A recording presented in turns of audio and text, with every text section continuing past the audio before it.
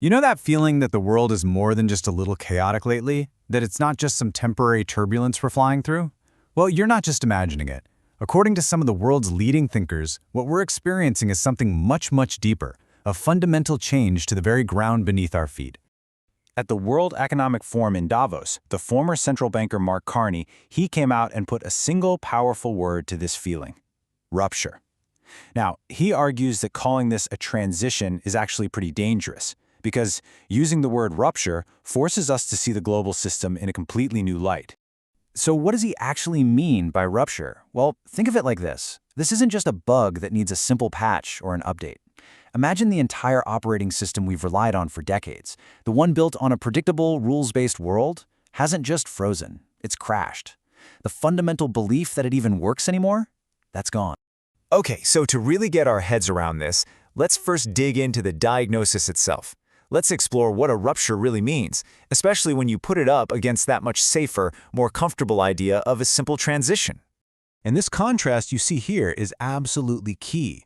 A transition, well, that implies things will kind of continue as they were. It suggests the underlying system is basically fine, and we just need to patch a few problems. But a rupture, that's a fundamental break. It means the system itself just isn't trusted anymore, and the belief that you can fix it with a few small tweaks has totally evaporated. So, what does this rupture actually look like out in the real world? Well, experts are pointing to some pretty clear symptoms. You see major powers treating international rules like they're optional. You see economic tools that were supposed to bring us closer together now being used as weapons. Global supply chains? They're now viewed as vulnerabilities to be exploited. And for smaller nations, the old playbook of just going along to get along, that doesn't guarantee your safety anymore. And all these symptoms, they point to maybe the most dangerous consequence of this whole rupture. The very tools of global cooperation are being turned into weapons. You know, for decades, we were all told that a more connected, interdependent world was a safer world. Well, that idea is being turned completely on its head. Now tariffs aren't just about trade policy, they're geopolitical bargaining chips.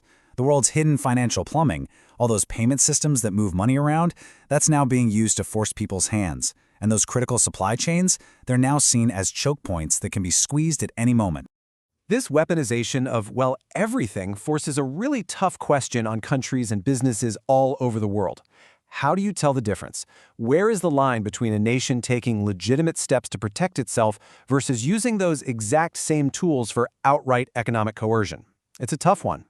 So how can we actually tell the difference? Well, according to experts, there are some clear signs to watch for.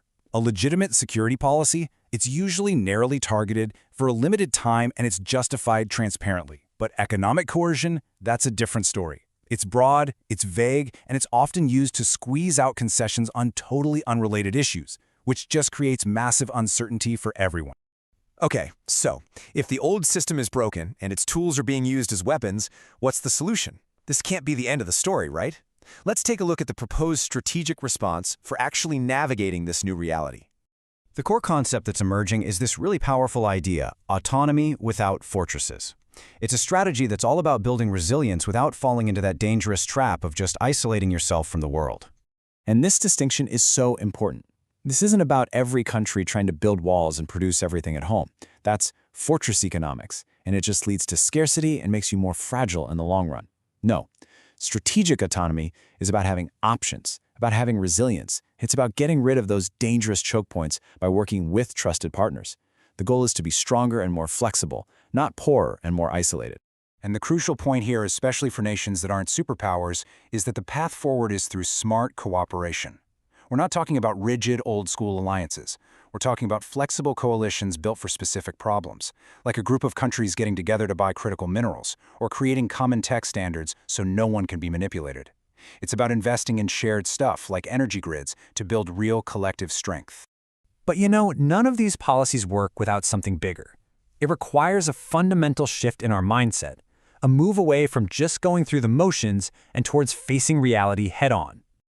To really get this, thinkers point to this powerful story from Václav Havel about a greengrocer. He hangs a political slogan in his shop window, not because he believes in it, but just because everyone else does it. It's a perfect metaphor for what experts call ritual compliance, saying all the right things without any real intention of actually doing anything about them. So, living in truth, in practice, means moving from that ritual to reality. It's the difference between making climate pledges with no budget and actually creating funded, accountable plans. It's about swapping vague corporate slogans for transparent numbers with real consequences. It means replacing the comforting theater of yesterday with the hard, necessary work of building real resilient systems today. And that brings us to this powerful final thought from Mark Carney. In an era like this, one defined by a rupture, the biggest mistake we can possibly make is to just wait and hope the old normal comes back. Waiting isn't passive, it's an active decision that basically hands control over to the very people who thrive on chaos and uncertainty. Which really leaves all of us with one final big question to think about.